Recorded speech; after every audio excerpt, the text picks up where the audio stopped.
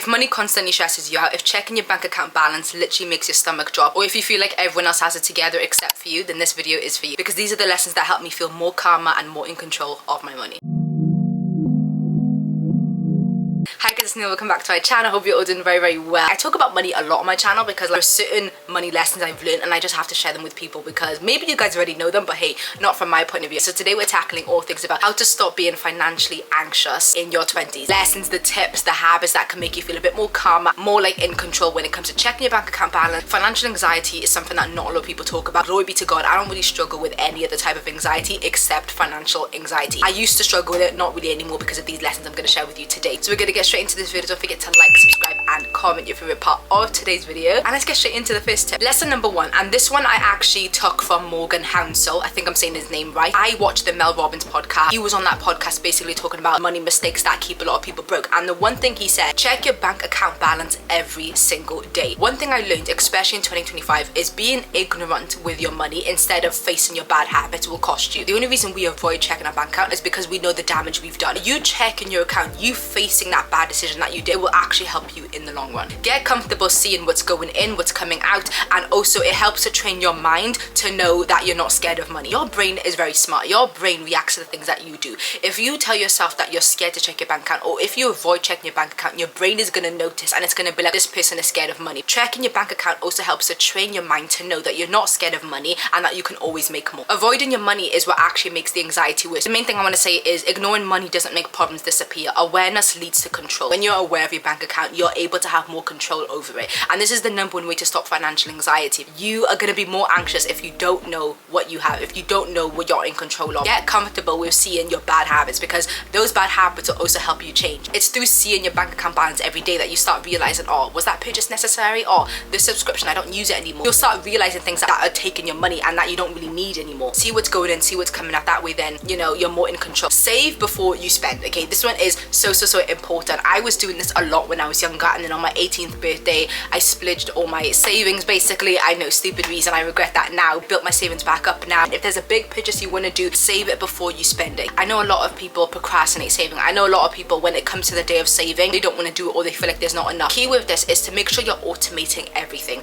When you automate your money, when you automate things to happen even without you touching things, it actually helps you build long success in the long run. If you leave it up to your willpower, if you leave it up to your decision whether you're going to put something in your savings every month or like whenever you can, even if it's quarterly, if you leave that decision up to you, you're already setting yourself up for failure. We as human beings, we know that motivation fade. What we wanted to do 10 hours ago, we don't want to do now. Log into your bank account and set it so that every single month XYZ can go into your savings. It doesn't have to be a lot. The key, and Mel Robbins said this on her podcast, even if it's just 10%, take 10% from your income. Financial anxiety also comes from feeling like you won't have enough, that you'll run out. So saving already gives you that safety net. Build a savings so that if worst comes to worst, you have something to fall back on. Don't just spend and have nothing to fall back on. That is silly, that is stupid, that is dumb. Tip number 3 is impulse spending. Stop it.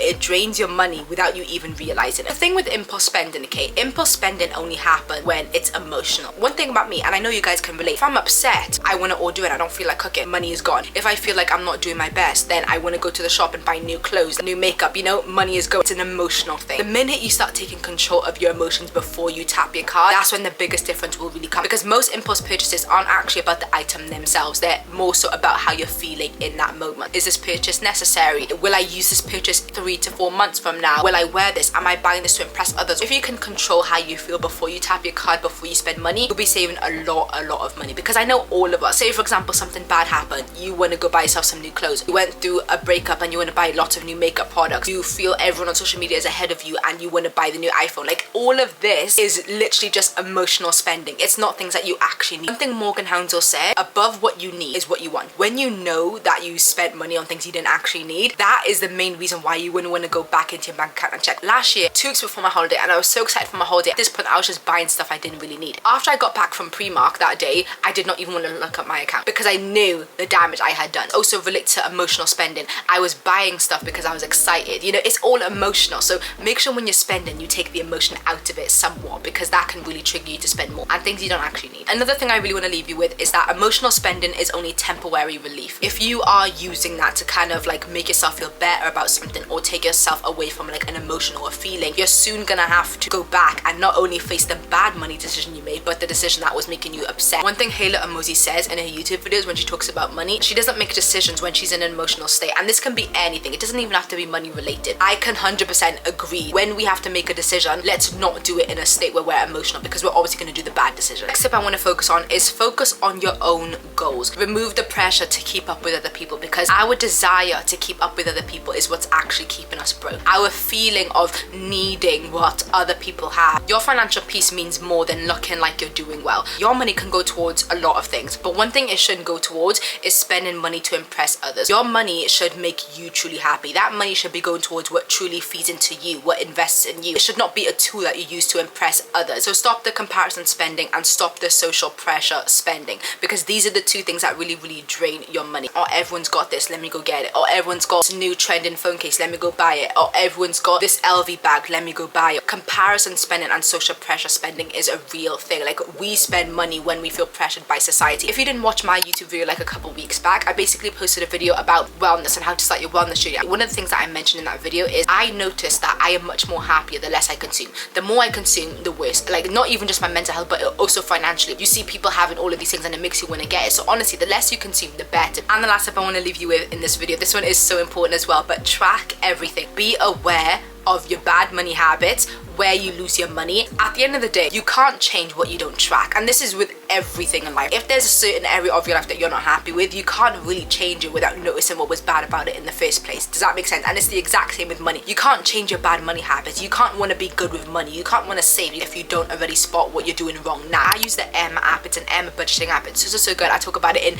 all of my videos that I talk about money in. It's a really good app. Basically just lets me know everything. When I tap my card, when there's reoccurring payments, my subscriptions, when they're leaving, you can see what you have, you can see what's leaving, you can adjust for the future months. One thing about tracking your money isn't about restricting yourself. It's not about stopping yourself from spending. It's more so about being aware of what you're spending, because there's nothing wrong with spending money. At the end of the day, money is not there to hoard. It's not there to keep, you know, it's there to be spent. It's there to make you happy. It's there to invest in you. If you're going to spend your money, at least know where it's going. Like, about a week ago, I did an activity where I sat down on my laptop. Literally, it took me like 3 hours to do it. I needed to do it. If you don't spot the gap, if you don't spot your bad money habits, how are you going to change it? I literally went through my bank statement all the way from the 1st of January 2025 to the 1st of December 2025. I was so disappointed in myself. You know what? I'm actually going to share my stats. Maybe it will motivate you guys to go after this video and do the same thing I did. It was really useful. I got to see where my money was going. I got to see my bad spending habits. I got to see what I was wasting money on. Literally, at the start of January, I did this activity where I was watching this girl on YouTube. I forgot her name, but I'll put the picture on the screen. I was watching this girl's YouTube channel, and she basically said that at the end of every year, she does a money wrap. You know when you have like Spotify Wrapped and all of that? She did a money wrap, and she really saw her top spending categories, the mistakes she did, like her bad money habits, and like where her money was going, and it just allows her to do better for a new year, which is 2026. So I did the same thing, and I'm going to share them with you guys. In 2025, I spent £616 on Ubers. I spent £40 on buses. I spent £127 on McDonald's. This one I'm not too mad about because food is essential, but I spent £902 on groceries. This one pissed me off, okay? I spent £1,752 on shopping. Amazon, Primark, Boots, Superdrug. That I'm mad about because I know all of that was emotional spending. Now this one really pissed me off as well. I spent £970 on dining out. Iced coffees, restaurants, takeaways, quick bites. Not only is that the worst type of diet to have, like, yeah, let's move on. This one really pissed me off as well because I did not think this, but £1,024 on maintenance. So getting my hair done, getting my nails done, my tattoo. I got a tattoo last year if you guys don't know. All of that together, £1,024. When you look good, you feel good. I am so big on that, and I'll never stop getting my hair done, you know, keeping my nails nice. I'll never stop doing that because it's what makes me feel good about myself. But it didn't have to go to that extreme. Like, you know what I mean? Like, certain nail sets I was getting were like £80, £70, like why? So that could have been a bit more controlled. £267 on when I was with friends. This is basically typically things like bowling, going to the club, going out, impulsive spending. I do have another one, but that one is to do with family, which I probably won't share. So this is your sign to track everything in the new year. All the habits I'm doing this year, if I did that last year, I probably wouldn't have spent £600 on Ubers. I probably wouldn't have spent £970 on dining out. I probably wouldn't have spent £1,700 just on shopping. All of these things I only realized by looking at my mistakes. It's not too late. We're still in January. Take the time after this video, or when you can, maybe tonight, to just open up your laptop, log into your bank account, and just look at your bank statements from last year and really see where you lost your money. Now that I know these bad habits from last year, I can tell you for a fact I'm not doing them this year. I'll be able to do better financially with my money and be less financially anxious. So that is the end of this video, guys. I really hope you guys enjoyed this video. It was a different one for me. I really enjoyed this video, going in depth with you guys, and sharing that last part was really vulnerable, but I really hope it will inspire you guys to really, you know, look at your money. Trust me. Don't forget to like and subscribe, and if you like this video, YouTube suggests that you'll like these.